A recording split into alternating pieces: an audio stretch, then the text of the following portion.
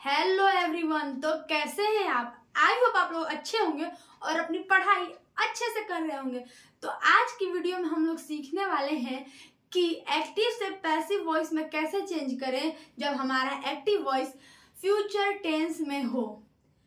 जब हमारा active voice future tense में हो तो हम लोग एक्टिव से पैसिव वॉइस में सेंटेंसेस को कैसे चेंज करेंगे। तो चलिए बिना टाइम वेस्ट किए सीखते हैं। अगर आप लोग नए हैं चैनल पे तो please hit the bell icon and subscribe the channel. तो यहाँ पे हम लोग सीखने वाले हैं फ्यूचर इंडेफिनिट टेंस में जब हम एक्टिव वॉइस हो तो उसे हम लोग पैसिव वॉइस में कैसे चेंज करें। तो ये सीखने से पहले ये हमें पता होना चाहिए कि फ्यूचर इंडेफिनिट टेंस को हम लोग कैसे पहचाने। फ्यूचर इंडेफिनिट टेंस को हम लोग कैसे पहचाने ये हमें आना चाहिए। तो जिस वाक्य के अंत में, जिस सेंटेंस के लास्ट में, हिंदी के सेंटेंस की मैं बात कर रही हूँ, जिस वाक्य के अंत में गा गेगी इस तरह के शब्द आए तो उसे हम फ्यूचर इंडेफिनिट टेंस में समझते हैं, उन्हें हम मानते हैं। तो और इसकी हेल्पिंग वर्ब के बारे में भी हमें पता होना चाहिए कि इसकी हेल्पिंग वर्ब क्या है। तो हमें पता है आईवी के साथ लगता है शैल और अदर के साथ लगता है विल। आईवी को छोड़कर अगर और कोई दूसरा प्रोनाउन हो या फिर सब्जेक्ट हो तो उसके साथ हम लोग विल का यूज करते हैं फ्यूचर इंडेफिनिट टेंस में। तो चलिए हम लोग यहाँ पे इसकी पहचान पहले जानते हैं कि इसकी पहचान क्या है। जिस वाक्य के अंत में गा गे गी हो इस तरह के सेंटेंस वर्ड्स आए तो उन्हें हम फ्यूचर इंडेफिनिट टेंस में समझते हैं, उन्हें जानते हैं, उन्हें मानते हैं। ठीक है, तो इसमें हेल्पिंग वर्ब क्या है? What are the helping verb? IV के साथ लगता है आपका शैल और इन दोनों को छोड़कर अगर कोई और प्रोनाउन हो या फिर सब्जेक्ट हो तो उसके साथ हम यूज करते हैं हमारा विल। क्या यूज करते हैं? विल। ये हमारा हेल्पिंग वर्ब है जो कि एक्टिव वॉइस में यूज होती है, पैसिव वॉइस में नहीं यूज होती है, एक्टिव वॉइस में यूज होती है ये हेल्पिंग वर्ब। ठीक है, तो यहाँ पे क्या है, एग्जाम्पल के थ्रू हम लोग समझते हैं। तो एग्जाम्पल में हम लोग क्या लेते हैं? He will eat a mango. He will eat a mango. He will eat a mango. ये हमारा एग्जाम्पल है। अब यहाँ पे ही है सब्जेक्ट, इसीलिए आई है ना ही वी है, इसीलिए हमने ही के साथ विल का यूज किया है। इसीलिए हमने ही के साथ किसका यूज किया है? विल का यूज किया है। आई होप आप लोग को समझ में आ रहा होगा ये टॉपिक। ठीक है, he will eat a mango. तो अब इससे ये एक्टिव वॉइस में है हमारा सेंटेंस। किसमें? एक्टिव वॉइस में। इसको हमें पैसिव वॉइस में चेंज करना है। इसको हमें किस में चेंज करना है? पैसिव वॉइस में चेंज करना है इस सेंटेंस को। तो हमें पता है कि पैसिव वॉइस में किसकी प्रधानता होती है, किसको प्रेफरेंस दिया जाता है? वो दिया जाता है ऑब्जेक्ट को प्रेफरेंस। एक्टिव से पैसिव वॉइस में चेंज करने से पहले हमें यह पता होना चाहिए कि किस टेंस में सेंटेंस है, उस टेंस की हेल्पिंग वर्ब क्या है।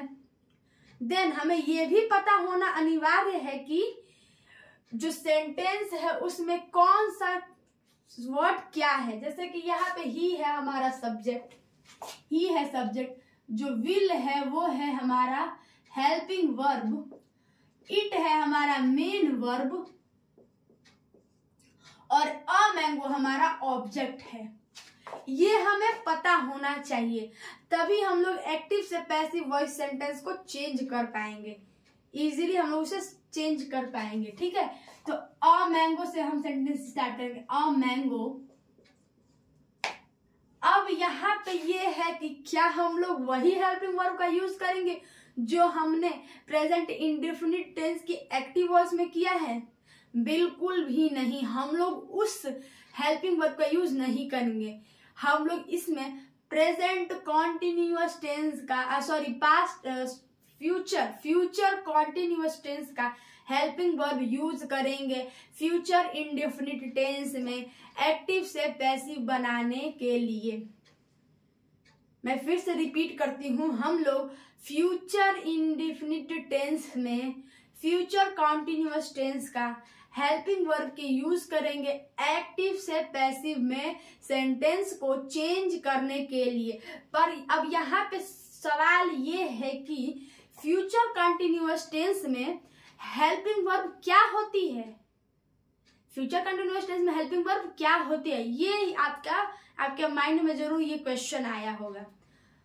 तो अब ये चीजें हमें टेंस से पता चलेगी। जब हम टेंस पढ़ते हैं, जब हम डिफरेंट जो टेंस है, पास्ट है, प्रेजेंट है, फ्यूचर है, अब ये तीनों जब हम पढ़ते हैं, इसके पार्ट्स पढ़ते हैं, इंडेफिनिट, कॉन्टिन्यूअस, परफेक्ट कंटिन्यूअस, तो हमें उसकी हेल्पिंग वर्ब का पता चलता है। अगर आपको टेंस अच्छे से नहीं आती है या थोड़ी भी नहीं आती है तो प्लीज चेकआउट हमारा चैनल का पेज चेकआउट करें, वहां पे आपको सारे वीडियोस मिल जाएंगे और सारे टेंस के बारे में वहां पे डिटेल में बात की गई है। हमने अच्छे से वहां पे टेंस सीखा है, टेंस पढ़ा है।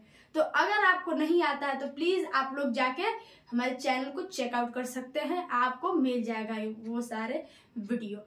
तो अब हम अपने टॉपिक पे आते हैं। जो हमारा टॉपिक है कि फ्यूचर कॉन्टिन्यूअस टेंस का क्या होगा हेल्पिंग वर्ब। तो चलिए जानते हैं। फ्यूचर कॉन्टिन्यूअस टेंस का आपका हेल्पिंग वर्ब रहता है आई वी के साथ शैल बी और अदर के साथ विल बी। ये हमारा हेल्पिंग वर्ब रहता है जो हम लोग पैसिव वॉइस में यूज करते हैं। इसको ये पैसिव वॉइस में हम लोग यूज करेंगे। किसमें? पैसिव वॉइस में। ये एक्टिव वॉइस का हेल्पिंग वर्ब है, ये वाला एक्टिव वॉइस में हम यूज करते हैं।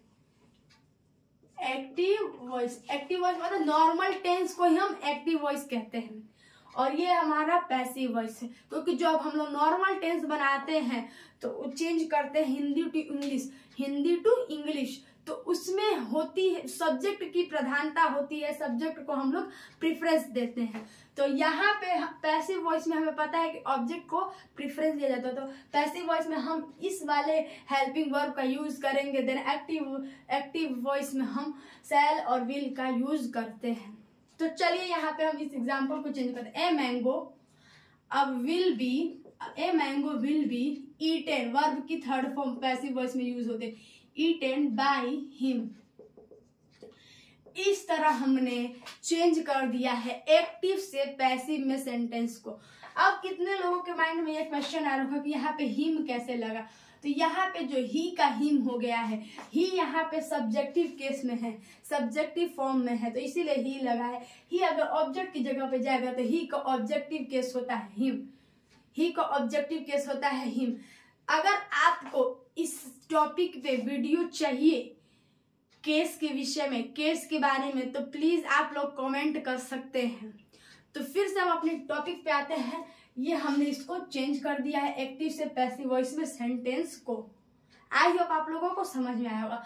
इसी तरह का एक और हम एग्जांपल लेते हैं जो होगा हमारा इंट्रोगेटिव सेंटेंस में एक्टिव वॉइस।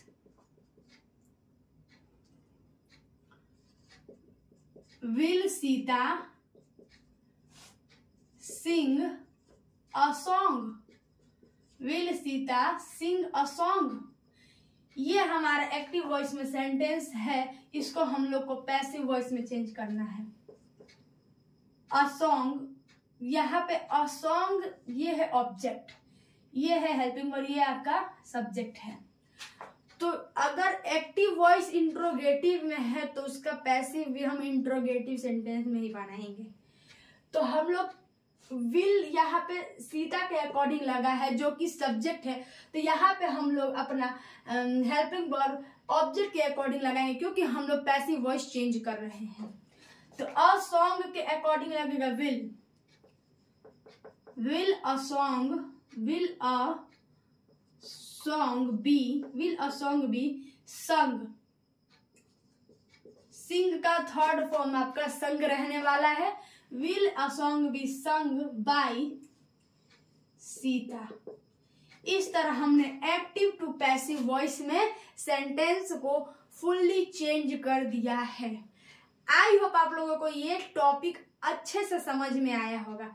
तो अब हम लोग पढ़ते हैं अपने अगले टेंस की तरफ, जो है फ्यूचर परफेक्ट टेंस। आप लोग के माइंड में ये क्वेश्चन आ रहा होगा कि हमने फ्यूचर कॉन्टिन्यूअस टेंस का पैसिव वॉइस हम क्यों नहीं यहाँ पे बात करें।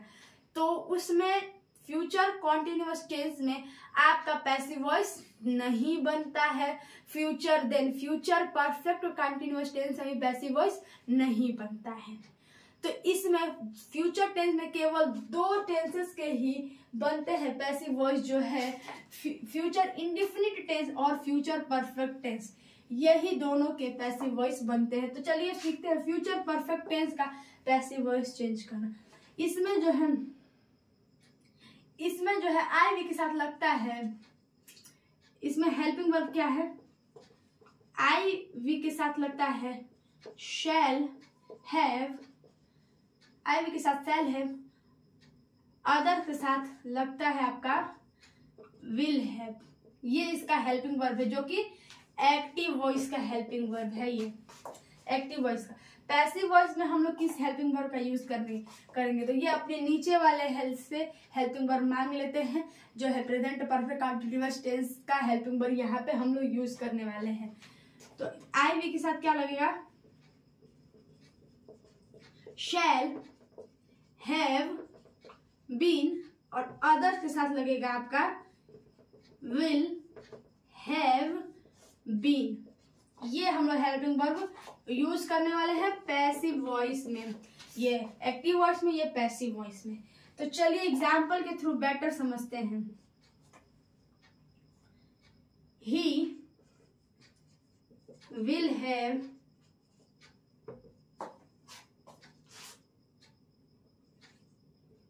Give a pen, give me a pen, give me a pen, he will have give me a pen.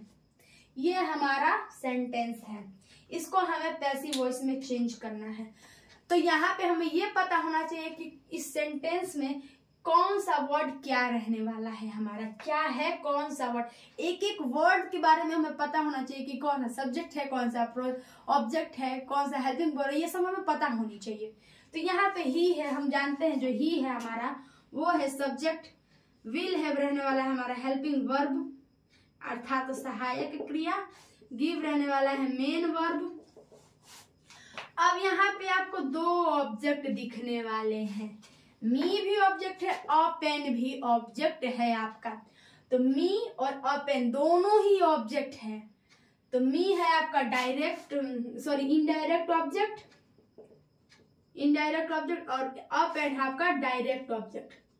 Indirect object हमें ये ध्यान रखना है कि जितने भी सजीव है, मी तो सजीव है ना, लिविंग थिंग्स है ना, मी लिविंग है, तो ये है इनडायरेक्ट ऑब्जेक्ट में हम उसे देखेंगे रखेंगे। और अ पेन जो है नॉन लिविंग है, तो उसे हम डायरेक्ट ऑब्जेक्ट के रूप में कंसीडर करते हैं। ठीक है, तो इसको चलिए हम चेंज करते हैं। आप दोनों ही ऑब्जेक्ट से सेंटेंस को चेंज कर लेंगे। तो हम यहाँ पे इनडायरेक्ट ऑब्जेक्ट से सेंटेंस को चेंज करेंगे। कैसे? पैसिव वॉइस में आई के अकॉर्डिंग हमें लगाना है हेल्पिंग वर्ब को। Shall have been, I shall have been given, verb की third form, given a pen, I shall have been given a pen by him. इस तरह हमने सेंटेंस को चेंज कर दिया है एक्टिव से पैसिव। अब हम ये डायरेक्ट वाला ऑब्जेक्ट के से पैसिव वॉइस चेंज करेंगे। ए pen will have been given to me by him. A pen will have been given to me, यहाँ पे लग गया है, यहाँ पे to me लग गया है, by him। इतना ही माइनर सा चेंज होता है डायरेक्ट इनडायरेक्ट ऑब्जेक्ट को लेकर। ठीक है, इसमें कोई घबराने वाली बात नहीं है। तो आज हमने पूरे टेंस के एक्टिव से पैसिव वॉइस में चेंज करना अच्छे से सीख लिया है। अब हम लोग सीखेंगे, अगले वीडियोस में इसके एग्जाम्पल्स करेंगे और भी जो भी एक्टिव से पैसिव वॉइस में सेंटेंस जो अलग अलग टाइप्स के होते हैं उन्हें चेंज करना, जैसे एक्सक्लेमेटरी सेंटेंस, ऑप्टेटिव सेंटेंस, इस तरह के सेंटेंसेस को हम लोग एक्टिव से पैसिव वॉइस में चेंज करना सीखेंगे। और ऐसे ही मोर हेल्पफुल यूजफुल वीडियो के लिए लाइक, सब्सक्राइब एंड शेयर।